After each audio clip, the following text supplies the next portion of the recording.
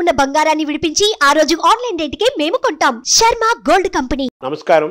మనతో పాటు బ్రహ్మశ్రీ చాగంటి కోటేశ్వరరావు గారు ఉన్నారు. తెలుగువారికి ప్రపంచంలో ఏ మూలన ఉన్నా కానీ ఏమాత్రం పరిచయం అవసరం లేని ప్రపంచ ప్రఖ్యాత ప్రవచనకర్త.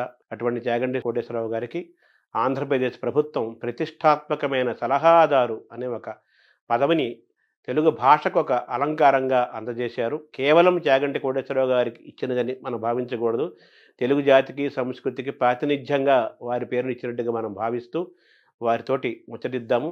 అనేక విషయాలు తెలుసుకునే ప్రయత్నం చేద్దాం. నమస్కారం. అయ్యా నమస్కారం అండి.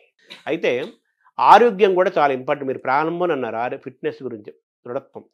ఇప్పుడు మీరు అన్నారు నాకు ఒకప్పుడు బాగా ఉండేవాడిని, ఇప్పుడు కాస్త కళ్ళజోడు వచ్చింది, కొంచెం మోకాళ్ళ నొప్పులు వచ్చినాయి అంటే ఇప్పుడు 60 దాటిన తర్వాత 50 దాటిన తర్వాత ఇప్పుడు చిన్నపిల్లలకే కళ్ళజోడులు వచ్చేస్తున్నాయి. సో కాబట్టి ఆరోగ్యం కూడా చాలా ఇంపార్టెంట్ కదా. సో ఆరోగ్యం పట్ల ఒక అవగాహన కలిగించటము, ఆహార నియమాలు, ఇవి కూడా యువతని బాల్యాన్ని శక్తివంతంగా నిర్మాణం చేయడంలో ఆరోగ్యం యొక్క పాత్ర చాలా ముఖ్యం కదా. వాటిని కూడా మీరు టచ్ చేస్తారా? ఖచ్చితంగానండి, అనుమానం లేకుండా. నేను పిల్లల్ని ఉద్దేశించి చేసినటువంటి ప్రసంగాల్లో దీన్ని స్పృశించకుండా ఎప్పుడూ మాట్లాడను. ఎందుకనంటే అసలు మూలం శరీరమే కదండి. శరీరం అన్నది అత్యంత ప్రధానమైనటువంటి విషయం. అందులో ఏది పడితే అది పడేస్తే అది ఆరోగ్యంగా ఉండమంటే ఎట్లా ఉంటుంది? దాంట్లో ఏది వెళ్ళాలో అది విడితేనే అది మీరు చేయవలసిన పనికి అనుగుణంగా మీకు సహకారం చేస్తుంది. కాబట్టి దాని విషయంలో పరాకు పనికిరాదు. 2, మీరు ఒకటి గమనించండి, అనారోగ్యం తనంత తాను మీ ప్రమేయం లేకుండా అనుకోకుండా వచ్చిందనుకోండి, అది వేరు, దానికి ఎవరిది తప్పు కాదు. ఆరోగ్యం మీద ప్రభుత్వం కోటాను కోట్ల రూపాయలు ఖర్చు పెట్టవలసిన అవసరం లేకుండా పౌరులు ఎవరికి వారు ఆరోగ్యంగా ఉండడం పట్ల జాగ్రత్త వహించడం అలవాటై జాతి గౌరవంగా ఆరోగ్యంగా ఉండడం అలవాటు చేసుకుందనుకోండి, వైద్య ఆరోగ్య శాఖ మీద ఎంత ఖర్చు తగ్గుతుందంటారు? ఒక్క డిస్పోజబుల్ నీడిల్ వాడాలి అంటే, కొనాలి అంటే ఎంత అవుతుంది?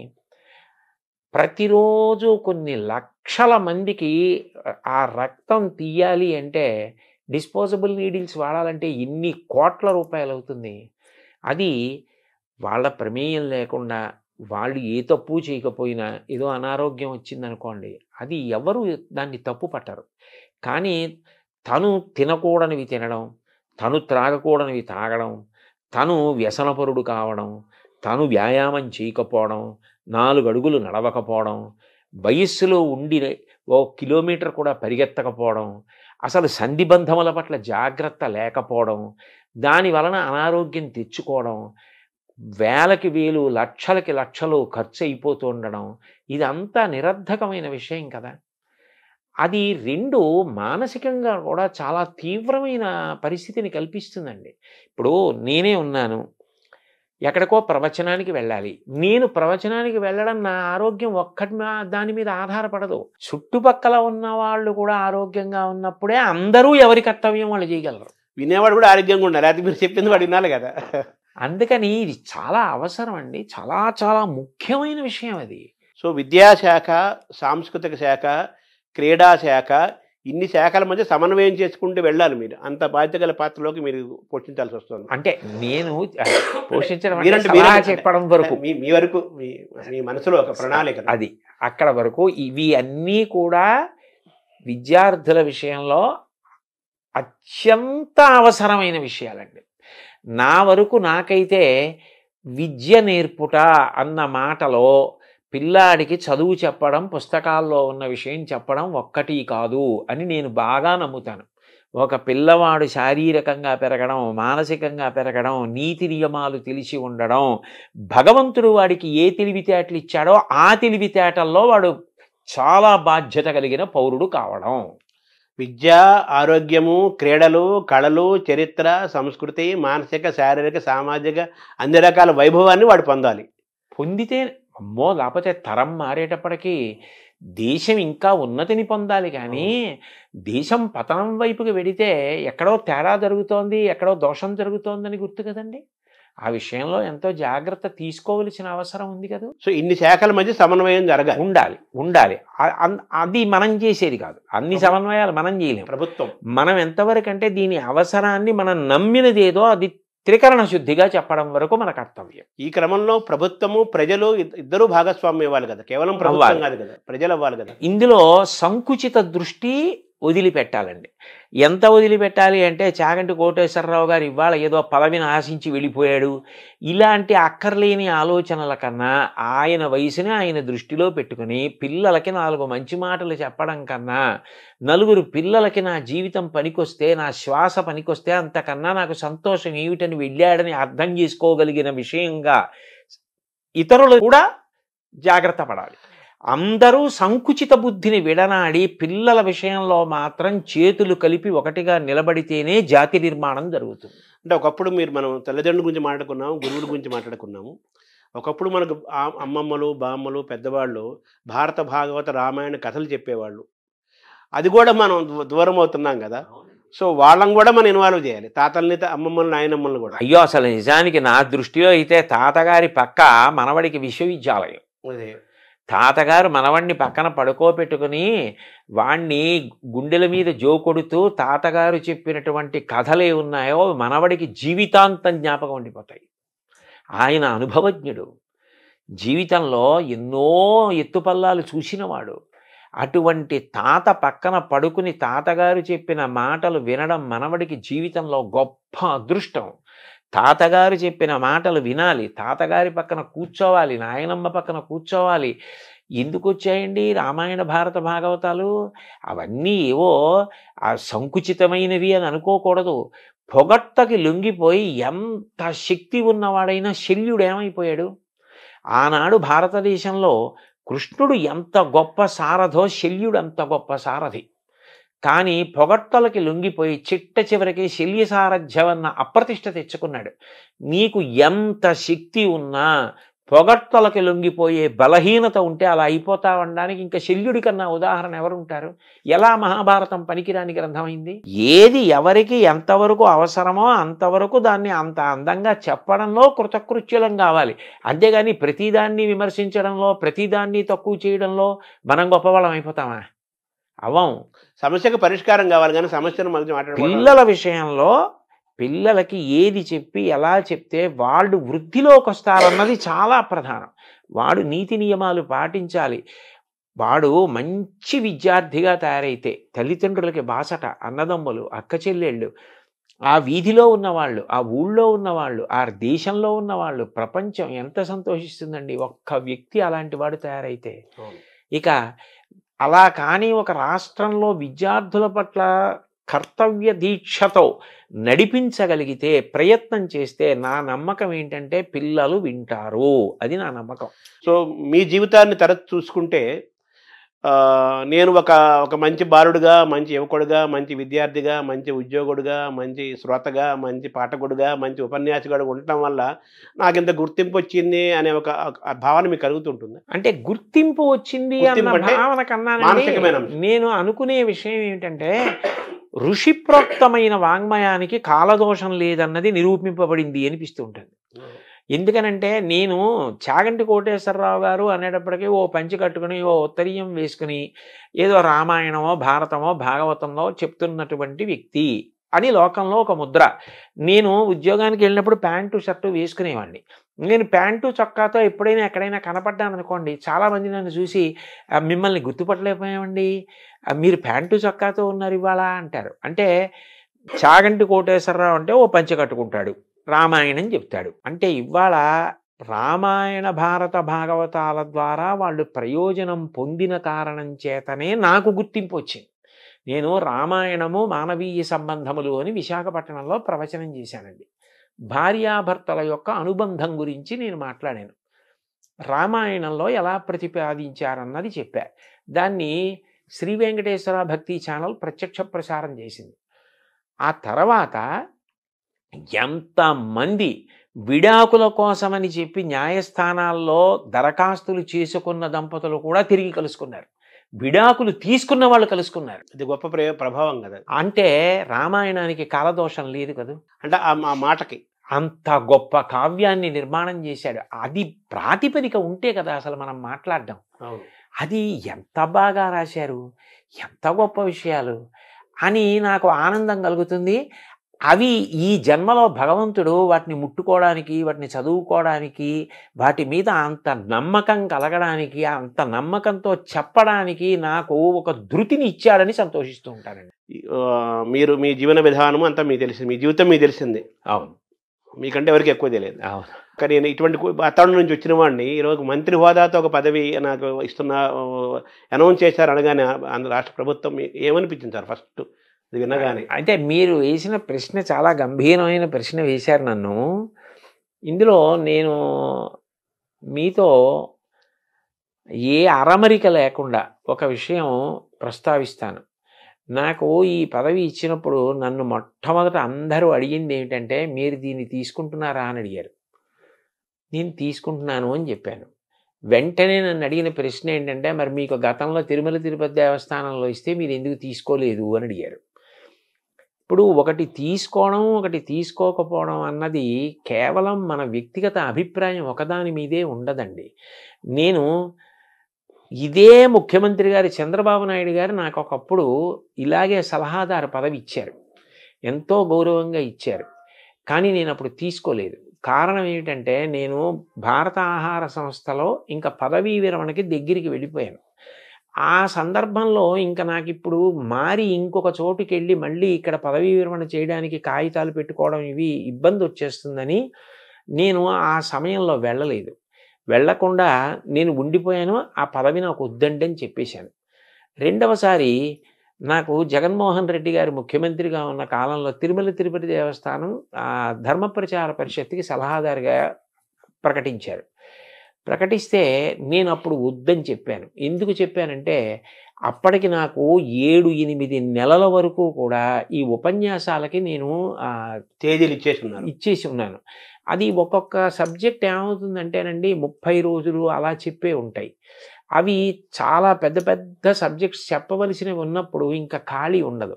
అప్పుడు నేను ఒక సమావేశం పెడితే వెళ్ళలేను. నాకే తెలుసు ఆ విషయం. నేను అది కూడా ఎక్కడో ఉంటాను, అనంతపూర్లో 4 రోజులు ఉండి సమావేశాలు చెప్పి అక్కడి నుంచి బళ్ళారి వెళ్ళచ్చు, లేకపోతే శ్రీకాకుళం వెళ్ళచ్చు. ఈ పక్కనే వెళ్ళాలని నియమం ఏమి ఉండదు. అప్పుడు అకస్మాత్తుగా ఓ సమావేశం పెట్టి మీరు రండి అంటే నేను రాలేనండి అని చెప్పాలి. ఇప్పుడు దేనికి తీసుకున్నట్టు ఆ పదవి? నేను వెళ్ళలేనన్న విషయం నాకు తెలుసు. వాళ్ళు నన్ను అడిగింది ఏమిటి, సలహా చెప్పండి ఏదైనా అని అడిగారు. నేను ఏం చెప్పానంటే, దానికి నాకు పదవి వద్దండి. కారణం ఏమంటే, నేను ఇంత ఒత్తిడిలో ఉన్నాను, నేను రాలేను సమావేశాలకి. నా వలన నిజంగా మీకు ఏదైనా సలహా కావాలి అంటే పదవే అక్కర్లేదు, మీరు నాకు ఫోన్ చేసినా నేను చెప్పగలిగింది అయితే చెప్తానండి అని చెప్పా. అట్లాగే నేను చెప్పిన ప్రవచనాలు వెంకటేశ్వర భక్తి ఛానల్ వారు ఎన్నో సంవత్సరాలుగా వేస్తున్నారు. నేను ఎప్పుడు వాళ్ళు ఏది అడిగినా నేను చెప్పినవి వాళ్ళకి ఇచ్చా. నేను ఎవరి దగ్గర పైసా పుచ్చుకోను. అందుకని అప్పుడు ఆ పదవి తీసుకోలేదు. ఇప్పుడు పదవీ విరమణ చేసేసాను. ఇప్పుడు నాకు ఏదో కొన్ని ఉపన్యాసాలు నేను ఒప్పుకున్న ఉన్నాయి. కానీ నేను దీని గురించి ఒక స్పష్టత వచ్చి పిల్లలకి చెప్పడానికి, నేను కాలాన్ని ప్రణాళిక చేసుకోవడానికి నాకు అవకాశం ఉన్నటువంటి సమయం. అందుకని ఇది అంగీకరించాను. కానీ యథార్థానికి నాకు ఈ స్థాయి కావాలి, ఆ స్థాయి కావాలని నేను అడగలేదు. బహుశా ఏ ప్రేమ చేతనో, లేకపోతే ఈయనకి ఇచ్చిన కర్తవ్య నిర్వహణలో ఇది ఆయనకి సానుకూలం అవుతుంది అన్న ప్రేమ చేతనో వారు అట్లా ప్రకటించారు. దాన్ని నేను కూడా అంతే సహృదయంతో స్వీకరించా. కానీ నా ప్రధానమైన ఉద్దేశ్యం మాత్రం ఒక్కటే, నేను పిల్లలకి ఉపయోగపడగలిగిన 4 మంచి మాటలు పిల్లలకి చెప్పగలిగిన, నా వల్ల ఒక్క పిల్లవాడు తన మార్గాన్ని మార్చుకుని చెడు వైపుకు వెడుతున్న పిల్లవాడు ఇది చెడు వద్దు అని మారగలిగిన, నేను ఈ దేశానికి గొప్ప సేవ చేసినట్లు భావిస్తా. ఎందుకనంటే మీరు ఆలోచించండి, ఒక్క పిల్లవాడు గాడి తప్పి ఒక తప్పు వైపుకు వెళ్ళిపోతే వాడు రేపొద్దున్న ఎంత పెద్ద నేరస్తుడవుతాడో, ఎంత ప్రమాదకరమైన వ్యక్తి అవుతాడో, వాడి వల్ల దేశానికే ఎంత అప్రతిష్ట వస్తుందో. నేను చెప్పిన మాటలు ఒక్క పిల్లాడినటువంటి మార్గం నుంచి తప్పించగలిగాయి అనుకోండి, మా అమ్మ 9 నెలలు కష్టపడి కని ప్రసవ వేదన పొంది నన్ను ప్రసవించినందుకు నా జన్మకి సార్థక్యం. ఒకటి మాత్రం నేను మనసు విప్పి త్రికరణ శుద్ధిగా చెప్తున్నాను శర్మగారు మీకు, నేను బ్రతికినంత కాలం బ్రతకను. ఎందుకనంటే 65 ఏళ్ళు వచ్చాయి. ఇంకో 65 ఏళ్ళు మాత్రం ఒక్కనాటికి బ్రతకను. నాకు ఎంతో ఓపిక ఉండే కాలం మహా అయితే ఇంకొక 6 ఏళ్ళు 7 ఏళ్ళు. ఆ తర్వాత శరీరం శిథిలం అవడం అనేది సహజంగా ఉంటుంది. ఇంత ఓపిక కూడా ఉండదు. ఇంతకాలం నయా పైసా ఆశించకుండా ఆధ్యాత్మిక ప్రవచనాలు చేశా. నా కోరిక ఏమిటంటే ప్రవచనాలు మానేస్తానని కాదు, కానీ 10 మంది పిల్లలకి నేను ఉపయోగపడగలిగితే, తల్లిదండ్రులకి, కుటుంబాలకి, ప్రభుత్వాలకి, దేశానికి నేను ఇంతకన్నా ఏ సేవ చెయ్యాలి? నాకు భగవంతుడు వాక్కునిచ్చాడు. ఆ మంచి మాటలు నేను పిల్లలకి చెప్పి 10 మంది పిల్లల్ని బాగు చేయగలిగితే ఈ దేశంలో పుట్టినందుకు, ఈ దేశమాత రుణం తీర్చుకోలేను. కానీ ఆ తల్లి వీడు నా కడుపున ఈ దేశంలో పుట్టినందుకు వీడు త్రికరణ శుద్ధిగా భవిష్యత్ తరాల కోసం తాపత్రయపడ్డాడని భరతమాత సంతోషిస్తే నాకు చాలు. అదే 10,000. అదే 10,000. దాని కొరకు అంగీకరించాను కానండి. నిజానికి ఇతర విషయాలు వాళ్ళు ప్రేమతోటి గౌరవంతో ఇది బహుశా ఈయనకి ఉపయోగపడుతుందని కల్పించిన స్థానం అని నేను అనుకుంటున్నాను. దానివల్ల మీకు సహజంగా తీసుకున్నారు. నేను ఎవరిని ఇది ఇవ్వండి అని ఎప్పుడు అడగలేదండి. అది కూడా కేంద్ర మంత్రి హేబరెడ్డి హోదా అన్నా కదా, సహజంగా తీసుకున్నారు. కానీ దానికే మీరు అది వస్తుందని ఇది తీసుకోలేదు. ఇది చెయ్యాలి కాబట్టి ఒప్పుకున్నానంతే. వాళ్ళు ఏదో ఏర్పరిచారని. అయితే మీ కార్యక్షేత్రము ఎలా ఉంటుంది? తర్వాత మీ ఏ స్వేచ్ఛతో మీరు ప్రవచనాలు చెప్పటము, గో సంరక్షణ ఏం నడుస్తూనే ఉంటాయి? అయ్యో, అది ఇప్పుడు అకస్మాత్తుగా పూజ పూర్తయితే అక్షతలు నీళ్లు వదిలేసినట్టు వదిలేసేది కాదు కదండి. అది నా సప్తధాతువుల్లో జీర్ణం అయిపోయిన విషయం. అవును, అది నాకు ఎంతో సంతోషకరం. అది నేను వదిలిపెట్టేయలేను. నేను ఎప్పుడూ భగవంతుణ్ణి ప్రార్థన చేసేది కూడా ఒకటే. నేను ఒక ప్రవచనం చేసేటప్పుడు నా దృష్టి అన్య విషయాల వైపుకి వెళ్ళదు. ఎప్పుడైనా పూజ చేసేటప్పుడు వెళ్ళొచ్చేమో, జపం చేసుకునేటప్పుడు వెళ్ళొచ్చేమో, ప్రవచనం చేసేటప్పుడు కుదరదు. ప్రవచనం చేసేటప్పుడు దాని మీదే ఉంటుంది దృష్టి. అంటే ప్రవచనం చేసేటప్పుడు నేను వెళ్ళిపోగలిగితే భగవంతుని వైపే దృష్టి పెట్టి వెళ్ళిపోతానని నాకు ఒక పెద్ద ఆశ. అలాంటిది నేను ప్రవచనాలు వదిలేస్తానని ఎలా అనుకుంటాం? వదలలేను. కానీ నేననేది ఏంటంటే ప్రవచనానికి విద్యార్థులకి సంబంధం లేదని అనుకోకూడదు. నేను మొన్న విశాఖపట్నంలో ప్రవచనానికి వెళుతుంటే బోలెంతమంది పిల్లలు ఉన్నారు. నేను ఎందుకో వచ్చారు లా ఉందనుకుని సభలోకి వెళ్ళిపోయారు. రెండో రోజు కూడా సభలోకి వెళుతుంటే పిల్లలు అందరూ ఉన్నారు. నేను అందులో ఒక అమ్మాయిని పిలిచి అడిగా, అమ్మాయి ఏమి నువ్వు వచ్చావు అని అడిగాను. అడిగితే ఆ పిల్లంది, మాకు ఇది ఆధ్యాత్మిక ప్రవచనంలా అనిపించదండి, మాకు ఇందులో మేము పాటించవలసిన విషయాలు అనేకం అర్థమవుతున్నాయి. రాటు పోటు తట్టుకుని నిలబడ్డం అంటే ఏమిటి అన్నది మేము రాముడి గురించి మీరు చెప్తున్నప్పుడు వింటున్నాం. ఏ వయసు అమ్మాయి సార్? ఆ అమ్మాయి ఆ పక్కనే గాయత్రి ఇంజనీరింగ్ కాలేజ్ అందులో చదువుకుంటున్నటువంటి పిల్ల. అంటే ప్రవచనంలోనే అంతర్భాగంగా వాళ్ళు ఏరుకోగలుగుతున్నారు. ఎవరికి కావలసింది వాళ్ళు ఏరుకుంటున్నారు. అప్పుడు ప్రవచనం మాత్రం పిల్లలకి పనికొచ్చేది కాదని ఎలా అనగలరు? దానికి ప్రవచనం అవుతుంది అంతే కదా కదా. అందుకని చెప్పి అది నడుస్తుంది, ఇది నడుస్తుంది. కానీ కేవలం పిల్లల కోసమని ప్రభుత్వ పరంగా నాకున్న ప్రయోజనం ఏమిటంటేనండి, ప్రభుత్వానికి ఒక శక్తి ఉంటుంది. పిల్లలందరినీ కూర్చోపెట్టగలదు, ఉపాధ్యాయుల్ని కూర్చోపెట్టగలదు, తల్లిదండ్రుల్ని కూర్చోపెట్టగలదు. ఎక్కడైనా సమన్వయంలో మనం ఈ మార్పు చేద్దాం, ఇది బాగుంటుంది అనిపించింది అనుకోండి, చెయ్యగలదు. వాళ్ళది సార్వభౌమాధికారం. అప్పుడు నేను ఈ దేనికోసం ప్రయత్నిస్తున్నానో అది సాధించడం తేలిక. అంటే మనం అనుకున్న విద్యా నిర్మాణం పని చేయగలుగుతాం. వాళ్ళ చేతిలో వ్యవస్థలు ఉంటాయి. తర్వాత వాళ్ళు జీవో తీసుకొచ్చి పాలసీస్ తీసుకొచ్చేసి అన్ని విద్యా విధానం అన్ని మార్పులు చేర్పులు చేయగలుగుతారు. ఇలాంటి వాతావరణం ఉంటే మంచి విద్యార్థులు తయారవుతారు, మంచి యువత తయారవుతారు అని చెప్తే మీరు చేయడానికి వాళ్ళకి గవర్నమెంట్ కాబట్టి అది అవకాశం ఉంటుంది. అందుకని నేను ఆ పదవిని స్వీకరించడానికి కారణం అండి. మీ కార్యక్షేత్రం ఎక్కడ ఉంటుంది? నేను ఎక్కడుంటే అదే కార్యక్షేత్రం. అంతే, ఈ స్వేచ్ఛ మీదే. అంటే ఎందుకనంటే నేను ఎప్పుడు ఎక్కడ మాట్లాడుతున్నా ఇది మాత్రం మరింత బాగా గుర్తు పెట్టుకుని ఉంటాను. ఎందుకంటే సభలో 10 మంది పిల్లలున్నా పిల్లలకి పనికొచ్చే మాట కూడా కలపడానికి ప్రయత్నం చేస్తూనే ఉంటాను. అప్పుడు నేను ఎప్పుడు ఎక్కడ ఏది మాట్లాడుతున్నా నాది కార్యక్షేత్రంగానే మాట్లాడుతూ ఉంటాను. సో మీలో ఉన్న ఆనందాన్ని గమనిస్తుంటే ఏదో స్కూల్ కొత్త పుస్తకాలు గురించి పిల్లవాడు ఎంత ఆనందపడతాడో అలాగా మీరు నాకు చాలా ఇష్టమైన పనికి మీకు బాగా దగ్గర అవుతున్నాననే ఒక ఆనందం మీరు నాకు అనిపిస్తుంది. చాలా సంతోషం శర్మ గారు. మీతో నేను మనసు విప్పి ఈ సందర్భంలో ఒక విషయం చెప్తా.